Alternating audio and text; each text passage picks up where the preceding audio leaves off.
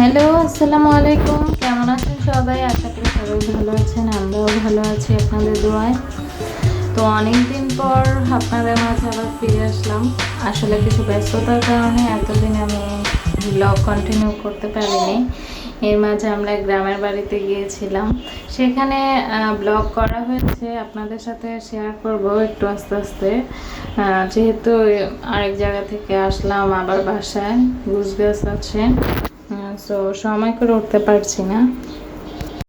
So খুব শর্টকাটে আমি আমার মতো করে পাস্তা রান্না করে নিচ্ছি।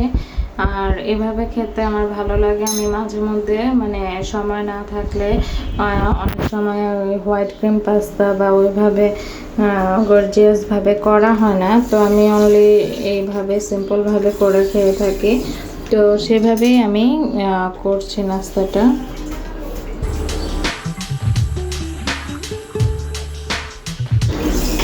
আমরা আসলে গ্রামের বাড়ি থেকে এসেছি 2 দিন হবে, তো এখনো অনেক কাজ বাকি, ঘরে সব সামলে উঠতে পারছি না।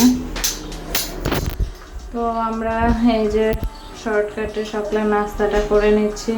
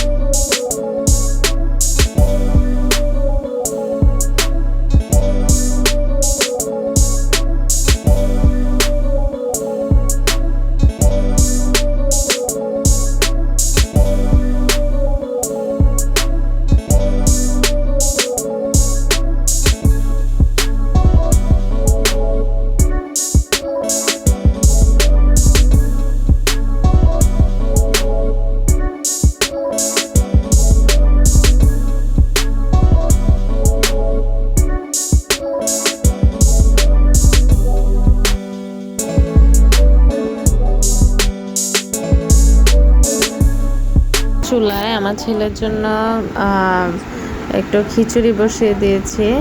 এই খিচুড়িটা হচ্ছে রাজমা খিচুড়ি, আমি এটা অনলাইন থেকে নিয়েছি। খিচুড়ির টেস্টও ভালো, আর এটার অনলাইনে অনেক পজিটিভ রিভিউ দেখলাম, রিভিউ দেখে কিনেছি। না, আলহামদুলিল্লাহ ভালোই বলা যায়। এই তো আমার পপকর্ন রেডি একদম।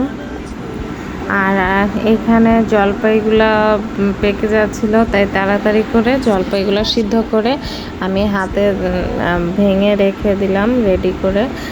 যখন আচার বানাবো তখন আর কি লেট হবে না।